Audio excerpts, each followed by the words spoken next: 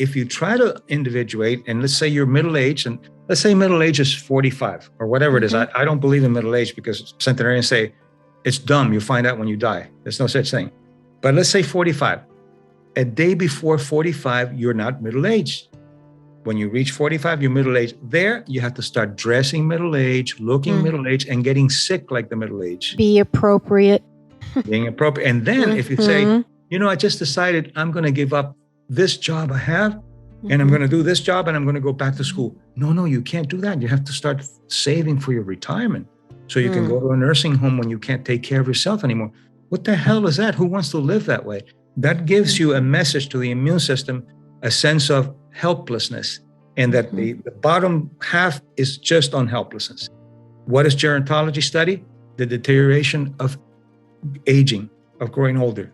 What do I study? The causes of health in the process of growing older.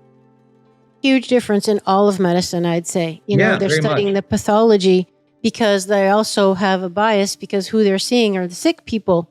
The healthy people aren't going there. And I know you mentioned that in your work with the centenarians, which just means people over 100, that for the audience, that they don't go to the doctor. Let's get into that. You're a longevity expert. Okay, so share with us a synopsis of, for 20 years you've been studying this and you've identified different qualities that enable them to be living such a high quality life. Because it's one thing to live a long time. It's another thing to not want to.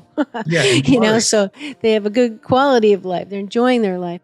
And also share with us what you call the myths of aging, and or which are basically the lies of aging, the not true, the cultural beliefs that are definitely not true. Yes. Well, first you have to go back to the system like we did with anthropology. Here we're going to go back to the system of biology. Again, biology, in order to legitimize itself, it had to borrow principles from physics. And there's a lot of physics in our body. We have a heart that pumps, but it also communicates with the thymus and all kinds of things. So in order to become a model using physics, one of the concepts of physics that works really well for airplanes and planets and everything else is that a system goes from order to disorder. That's the entropy. They call entropy. Order to disorder. That's not how we function. We're self-organizing, self-creating systems.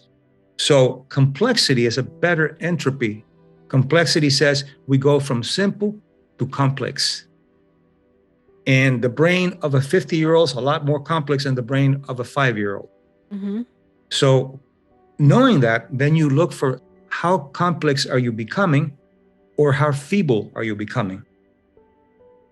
And then gerontology is studying what are the illnesses of aging. There are no illnesses of aging. There's no such thing. They say, well, you deteriorate, your brain deteriorates, you have the dementia. It depends on your genetic expression and what you do with your time.